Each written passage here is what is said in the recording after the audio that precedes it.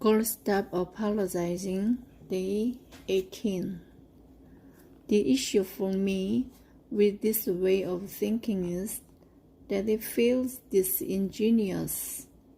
It feels like faking. Here I am telling you to be courageous and brave and to do big things and dare to reach for something mighty. Here I am telling you that failure doesn't matter and other people's opinions are none of your business. But then simultaneously, I'm just going to keep all of my big hopes close to the vest. That feels hypocritical. I strive to tell you guys about everything I'm going through or have gone through because I don't think it serves any of us to pretend. So, with Girl Wash Your Face, I did the thing an author is never supposed to do. I called my shot. 4 months before the release of the book, I told everyone, and by everyone I mean you guys, who follow me in social media, that I have always dreamed of being a New York Times best-selling author. This was my sixth book, and I'd had years of dreaming about this, and so I talked about it a lot. It became a rallying cry for women all over the world. Not only was it my dream, but many of you got fired up on my behalf. You dreamed my dream right along with me. Then came the fateful day. It was Valentine's Day, exactly a week after the book came out, and unfortunately for him, it was also my husband's birthday. That afternoon, I found out my wish hadn't come true. Girl, Wash Your Face didn't make the New York Times bestseller list. I felt so sad, and honestly, I felt embarrassed. I felt like I'd asked my tribe to buy into something that then I couldn't deliver. It was a crush. I cried like a baby, and I spent a few days in the dumps. But I came to a conclusion pretty quickly. Even with all the sadness and embarrassment, I wouldn't take my girl back. I go on social media every single day and tell other women to follow their dreams. I wake up and do live streams and tell you that your girls are important and worth chasing.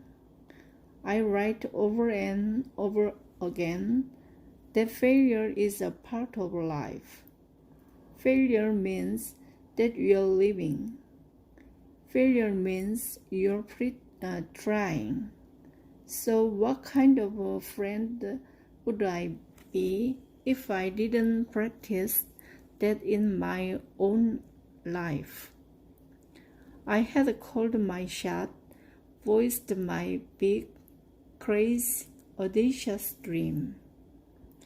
I had told 850,000 people I was aiming for something, and they had all watched me fail. But here's the truth. If you aim at one you can hit, you will likely get there every time, never any higher, never any bigger, never any better.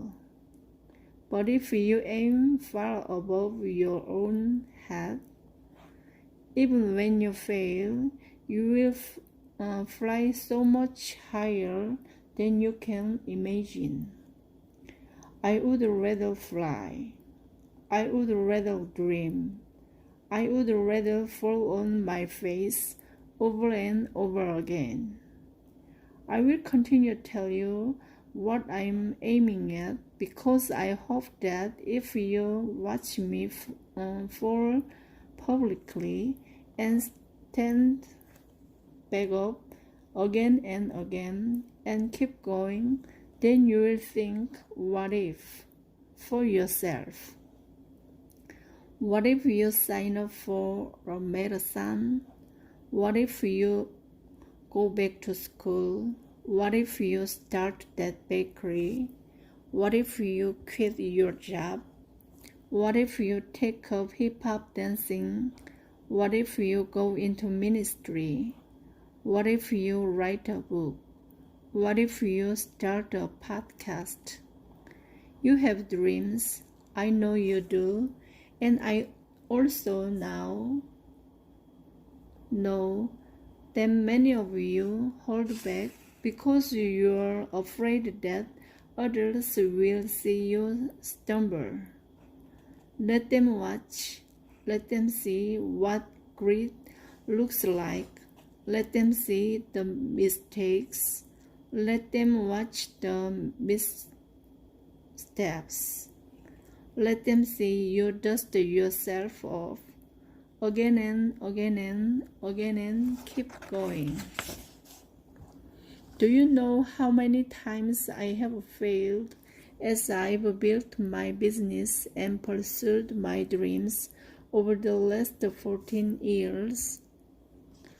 I'm sure most of you won't remember. But I will never forget each and every lesson I learned along the way. What does it take to get back up when you've been knocked down? As an entrepreneur, I've been knocked down or tripped up by my own fumbling again and again. When I was younger, I imagined that at some point I'd gain enough experience to avoid failure altogether. Bless my tiny business, Baby Heart.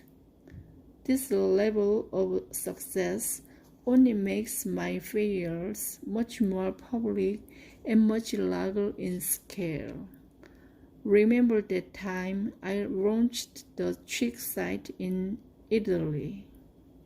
Remember that time an employee stole money from me and I had no idea. Remember when I decided to be a florist as well as a wedding planner. Remember when I added on luxury gift baskets too. Nobody wanted the flowers or the gift baskets, in case you're wondering. My list of failures is miles long. I'm totally aware of how much time and money they cost me along the way. But here's the deal. Every single one of those mistakes has taught me something to ensure they don't happen again.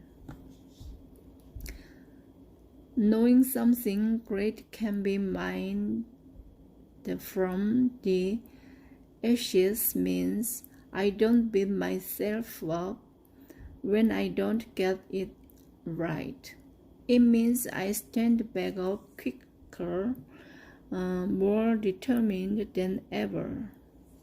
A mistake that you learn from is how you build best practices.